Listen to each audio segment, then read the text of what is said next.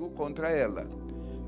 Então vamos tomar nossas Bíblias e ler apenas um versículo. Eu serei breve, não será um sermão, não é uma pregação com P maiúsculo, mas uma mensagem da palavra de Deus sobre este assunto. A casa, essa casa é você e eu. Essa casa que Jesus mencionou é o nosso ser. Você que está me ouvindo é você, sou eu. A casa construída sobre a rocha e os ataques do inimigo contra ela. E é interessante, irmãos, que quando as pessoas geralmente mexem com essa passagem da casa, muitos só destacam as duas casas. Muitos só destacam os dois alicerces. Muitos só destacam os dois edificadores. Nesta noite eu não vou fazer isso. Eu não vou falar sobre a casa. Não vou falar sobre os edificadores. Eu vou falar sobre os ataques do inimigo contra a casa construída sobre a rocha. É Mateus capítulo 7 e versículo 25. Que diz assim: e desceu a chuva, e correram rios, e assopraram ventos, e combateram aquela casa, mas não caiu, porque estava edificada sobre a rocha. Vou repetir a leitura. Eu imagino como aquela multidão lá na Galileia ficou estupefacta, porque são os capítulos 5, 6 e 7. E como foi que Jesus iniciou o sermão? E como foi que encerrou? Aqui está o encerramento. E desceu a chuva que se trata aqui, irmãos, é chuva no sentido tempestuoso. Quem é que não gosta da chuva quando é brandinha, em forma de orvalho, principalmente se a pessoa está calorenta? Não! Aqui chuva é chuva tempestuosa, diluvial. E só você agora usando de bom senso e criando da sua mente o quadro. Se bem que o Espírito Santo pode criar isso num instante dentro de você. Imagine uma casa sendo atingida por chuva diluvial, tempestuosa. E nós podíamos citar exemplos se fosse necessário. A chuva, ela vem do alto. De onde vem a chuva? Não vai me dizer que vem dos lados. Não vai me dizer que a chuva vem de baixo. A chuva vem de cima. E a chuva ataca o quê? O telhado. Qual é a lição espiritual que Jesus estava ensinando? Que o primeiro ataque do diabo contra o crente é para atacar o lado de cima da casa. Ou seja, estragar, corromper e destruir nossa comunhão com o alto. Alto que eu digo com A maiúsculo. O céu, a palavra tão usada na Bíblia para o céu, o alto, poder do alto. Desceu a chuva. Lembre-se que aqui não se trata de chuva benéfica. Não, é uma bênção para as plantas, para os animais, para a grama, para você. Não, aqui é chuva tempestuosa, diluvial, destruidora. A chuva ataca o quê? O topo, o telhado da casa. Qual é a lição espiritual? Que o primeiro ataque do inimigo, quase sempre o ataque é disfarçado, o ataque é camuflado, é contra o teto da casa. Isso fala de quê? Ataque contra destruir a nossa comunhão com Deus ou enfraquecê-la. Pensemos nisso. Ele terminou o sermão com esta mensagem maravilhosa. A casa, a chuva, ela não ataca os lados, nem os alicerces, é o topo, o teto, a parte de cima. Como é que está a parte de cima, espiritualmente falando, da nossa casa?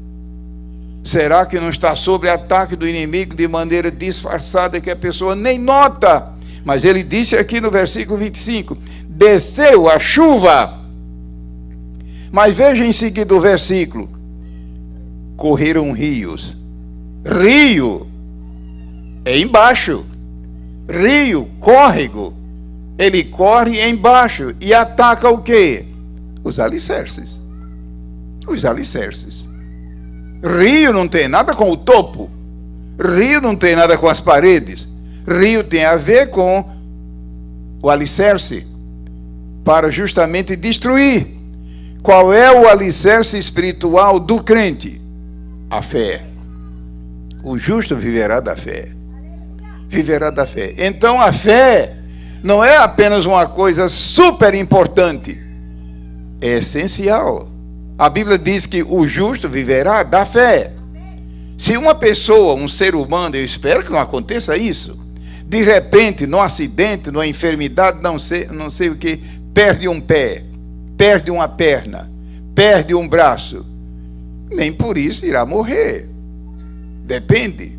Mas se uma pessoa num acidente, não sei, perde a cabeça, não tem como sobreviver. Perde o coração, não tem como sobreviver. Por quê? São órgãos vitais. Vitais, vitais. Então Jesus falou aqui da chuva. No versículo 25. Desceu a chuva e correram rios. O rio luta para derrubar a casa pelos alicerces. Isso significa que uma das proezas, uma das atividades do inimigo é de maneira ardilosa corromper a fé. Corromper a fé, destruir a fé, anular a fé. Imagina um crente que tem sua fé misturada com filosofia. Em que vai dar isso? Não, a fé que nós estamos falando aqui é aquela fé da qual a Bíblia diz que Jesus é o autor. Não somente é o autor, mas também consumador. Ou seja, ele não apenas é o autor, mas consumador, ou seja, aquele que aperfeiçoa a nossa fé. Certamente muitos irmãos aqui hão de se lembrar que no dia que aceitaram a Jesus, era tudo primitivo. O crente parecia um bebê espiritual, então não andava direito. E hoje, depois de meses e anos e anos e anos, eu creio que você está firme, igual uma rocha. E isso por quê? Porque a fé da qual Cristo é o autor, a fé da qual ele disse, não negaste a minha fé, a fé dele. Então você está vendo que eu não estou falando aqui de fé no sentido social.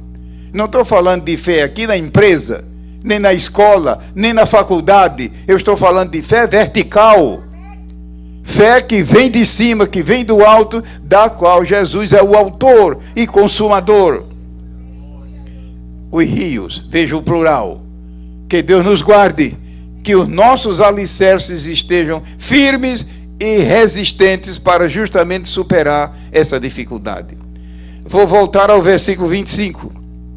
Sopraram, desceu a chuva, que ataca o topo, ataca o alto, ou seja, o primeiro ataque do inimigo é para destruir ou fragilizar a nossa comunhão com o céu, orando, adorando, buscando a Deus, enfim. Mas também rios, que atacam embaixo o alicerce. Mas veja a terceira fase. O versículo 25. E combateram, sopraram ventos. O vento não ataca o topo. O vento não ataca o alicerce. O vento, é claro que vento aqui é vento tempestuoso, é vento tipo furacão. O pastor Joel está presente e irá de se lembrar que em anos recentes eu estava justamente aqui na cidade. E aquele furacão Katrina, não havia nada que indicasse que ele ia atacar a cidade. De repente ele muda de rumo e o hotel onde nós estávamos foi atingido, eu e minha esposa. É claro que não foi a frente do tufão, foi apenas a cauda, não sei o quê. E não foi fácil. Lá ficamos aproximadamente 3 dias e 3 noites, sem comida, sem água, sem telefone, sem nada. Eu creio que muita gente se lembra. Então o vento, ele ataca os lados, para quê? Para tirar do equilíbrio, cria a imagem na sua mente.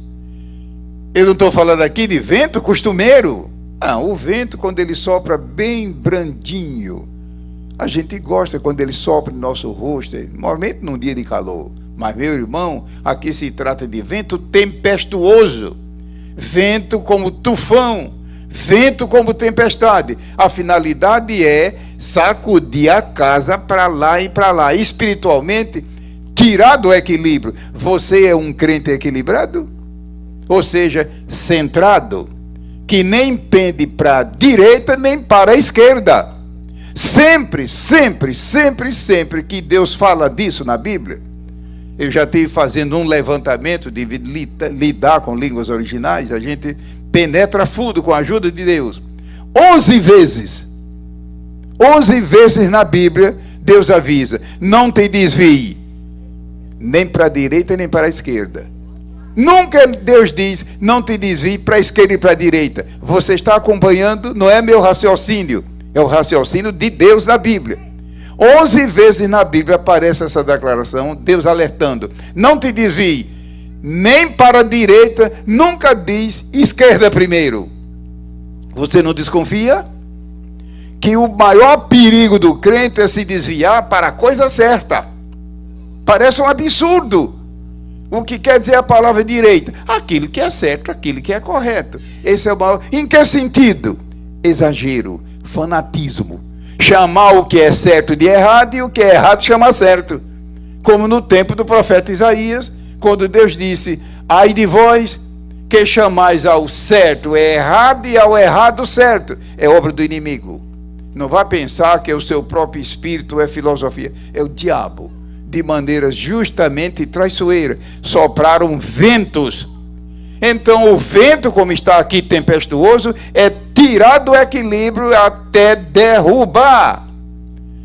Certamente Deus está falando conosco esta noite. Porque nosso querido irmão, que está aqui me ouvindo em algum lugar, quando ele deu a abertura aos trabalhos, ele mencionou a tragédia de São Paulo. Que um prédio caiu, enfim, estão apurando as consequências. As crianças, quando cantaram aqui, elas iniciaram mencionando a casinha, inclusive fazendo o gesto com a mão. Naquele instante Deus me falou, dizendo: Gilberto, se você for convidado, fala sobre a casa. É o que eu estou fazendo aqui. Eu estou lendo apenas um versículo. Então o vento, ele sopra tempestuosamente para sacudir, depois derrubar e tirar do equilíbrio. Então, direita é o lado certo. Imagina um crente fanático, como está acontecendo em muitos lugares, que recebe poder de Deus, mas não quer saber de adquirir sabedoria. Poder sem sabedoria é desastroso. Todo poder requer equilíbrio. Eu me lembro quando estava certa vez em Campinas, na ETAD, onde também sirvo a Deus ali com minha esposa, e um engenheiro da hidroelétrica de Furnas estava fazendo manutenção. Eu aproveitei e perguntei para ele, era dentro da propriedade: seu engenheiro, me diga uma coisa, por que é que às vezes a gente passa aqui debaixo desses cabos, dessas linhas de força, e eles estão zumbindo. Ele disse: a energia elétrica aqui é a base de 6 milhões de volts. Não precisa nem chegar perto e ela atrai e vira tudo poeira e pó. Entretanto, veja como é que ela chega aqui no microfone. Brandinha. Isso aqui está funcionando porque tem eletricidade. Só que aqui é coisa branda, de poucos volts. Mas lá perto, se você de longe chegar, é atraído e vira pó na hora, nada vira nada. Todo poder sem controle é desastroso. Sopraram ventos, mas o vento é só para derrubar a casa? Não, meu irmão, o vento sopra contra as paredes. Qual é a figura de parede do sentido espiritual? Meu próximo, que está ao meu lado. E você já notou como muita gente hoje em dia não quer falar mais com ninguém, é justamente perda de comunhão, é ódio, é tudo, é o vento do inimigo soprando contra a casa. Não é somente no sentido de trazer a oscilação. E talvez os irmãos queiram perguntar: e quando a Bíblia diz nem para a direita, nem para a esquerda, e o lado esquerdo? Eu não preciso explicar. O lado esquerdo é o lado do pecado, o lado do mal, o lado negativo. Muita gente pensa que o maior perigo do crente é ele se desviar para pecar. Não, a Bíblia diz que não. O maior perigo é para o lado direito, para a coisa certa. Por quê? Todo poder sem controle é perigoso, é destruidor. Deus derrama poder até transbordar. Ele mesmo disse: derramarei. Ele não disse: eu pingarei meu espírito. Pingar, gotejar. Eu derramar. É abundância, é abundância, é abundância. Mas também temos a sua palavra que regula o poder. É a doutrina. A doutrina da palavra de Deus, ungida como é pelo Espírito Santo, regula o poder. De modo que pode vir poder até transbordar, para salvar, para curar, para batizar com o Espírito Santo, para operar maravilha, para operar obras transcendentais, dentro da perfeita ordem, Então, muita gente, muito crente pensa que se de repente Deus derrama poder sobrenatural sobre a igreja, que isso vai resultar em fanatismo. Nada, não há perigo nenhum. O mesmo Deus que envia o poder do alto, derramado, e não apenas gotejado. Aqui está o regulamento, a doutrina, a palavra. Então ele terminou dizendo: sopraram ventos. Mas lembre-se que o vento não é só para oscilar com a casa até derrubá-la. O vento também tem a ver com parede. É claro, toda casa tem sua parede. E espiritualmente, qual é a lição aí? O nosso próximo que está ao nosso lado. Como é que está a nossa comunhão com os irmãos? Como é que está a nossa amizade, então, com o próximo, enfim, seja ele quem for, família, vizinho, enfim. Pode ser que alguém aqui esteja enfrentando esse clima. É bom orar. Então, voltando ao versículo 25, desceu a chuva. Lembre-se que é chuva destruidora. A chuva comum é uma bênção para as plantas, para tudo, enfim. Quem não sabe disso? Desceu a chuva, correram rios. Lembre-se que não é rio no sentido comum. É rios tempestuosos e com a finalidade de arrasar com os alicerces. Qual é esse alicerce espiritual? Aonde nossa casa está apoiada?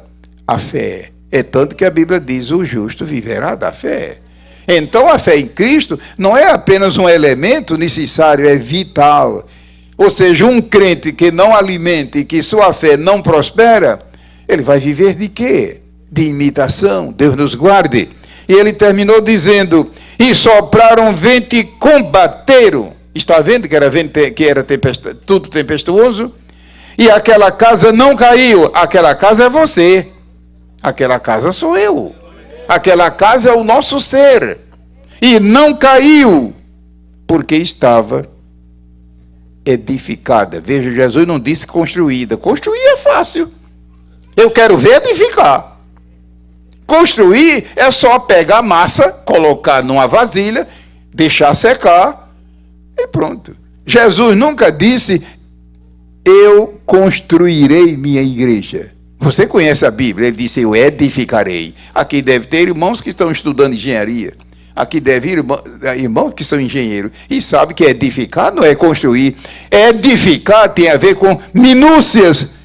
Material de qualidade. Mão de obra qualificada. Muitos irmãos aqui certamente têm visitado aquela ponte lá fora de Roma.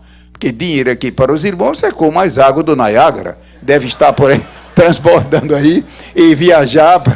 Mas quando você for a Roma da próxima vez, visita aquela ponte logo depois de Roma, que foi construída 146 anos antes de Cristo. Está lá, firme igual uma rocha, e é dela que vem essa palavra pedágio. Qualquer brasileiro sabe o que é pedágio. Pedágio. Vem de lá essa palavra. Eu não vou dar detalhes, que não tem nada a ver com a nossa mensagem. Mas é uma ponte histórica e hoje até carreta pode. Hoje o governo proíbe carreta porque a ponte é usada para turismo. Mas está de pé. Por quê? Foi construída, foi edificada e não construída. Aquela outra ponte que tem lá em cima no Rio Jordão, que foi mais de 300 anos antes de Cristo, está de pé. Jesus nunca disse: eu construirei minha igreja, eu edificarei. E o versículo aqui diz: estava edificada. Construir é fácil, do dia para a noite. Eu não sou contra a quantidade, Deus me guarde, nós queremos uma igreja com quantidade, mas ao mesmo tempo com qualidade. Edificar tem a ver com qualidade, pensemos nisso. Estava edificada. Sim, mas isso é sinônimo. Dê uma olhada no texto original para ver se é sinônimo. Não é. Construir é fácil, mas edificar é muito mais custoso, meticulosidade, e além disso mão de obra e material de primeira qualidade, enfim. Por que é que muitos estádios e prédios e tudo ruem e cai por terra? Quando a perícia é feita, se descobre que foi material de má qualidade. Talvez até o engenheiro foi orientada a colocar material de primeiro, mas alguém entrou no meio, falsificou tudo. Jesus disse: estava edificada sobre a rocha. Essa rocha é nosso Senhor Jesus Cristo, a rocha eterna, que nós tanto cantamos hinos e oramos, e é uma rocha eterna que nunca, nunca, jamais, nunca, jamais falhará, nem fluirá. Nós estamos construindo sobre ela. Era essa mensagem que gostaria de deixar com a igreja, em Mateus 7, 25. Mas lembre-se que o primeiro ataque do inimigo vem sobre a comunhão com Deus. Atacou o teto da casa. Espiritualmente, a maior preocupação do inimigo é enfraquecer a nossa comunhão com o alto, a nossa comunhão com Deus, a nossa comunhão com o céu, através da reflexão, da meditação, da oração, do jejum, da palavra, da vida cristã, enfim. Que a mão do Senhor esteja mais e mais poderosamente sobre todos aqui, para mais e mais a igreja aqui caminhar firme para o céu. E as pessoas que estão nos ouvindo e ainda não são salvas, veja, eu não estou dizendo crentes, nem estou depondo. É muito melhor ser crente do que... Eu estou falando aqui de salvo, porque Jesus salva. Jesus salva agora. Jesus salva completamente, não é 20%. Irmão, me diga uma coisa, irmã, a senhora é salva? Sim, mas como? Olha, da maneira que eu sou, eu acho que eu sou salva, uns 70%. Conversa. Jesus salva de uma vez. A Bíblia diz: se alguém está em Cristo, nova criatura, não diz era, nem diz será, nova criatura é. Creia nisso. Mas, senhor pregador, da maneira que eu sou, uma pessoa decaída, meu Deus, tantas vezes já tentei e não consigo. Creia nesta noite, venha a Ele esta noite. Deus nunca decepcionou ninguém. Mas eu fui à frente, não sei aonde, pela rádio, fiz tudo e não mudou nada. Conversa, houve hipocrisia aí no meio, mentira. Deus nunca decepcionou, nem decepcionará ninguém. Toda pessoa que vem a Deus humilhada, contrita, arrependida, Deus na hora atende pela sua graça, sua magnanimidade, sua grandeza, seu amor, sobre sua misericórdia. Nós estamos anunciando esta noite um Jesus amoroso, magnânimo, paciente, tolerante. Venha a Ele esta noite se você não é salvo. Quem sabe se amanhã não vai ser muito tarde. É hoje. A Bíblia diz: hoje é dia de salvação. Amém. Pastor Joel, tenha bondade. Glória seja a Deus. Aleluia. Venha Deus.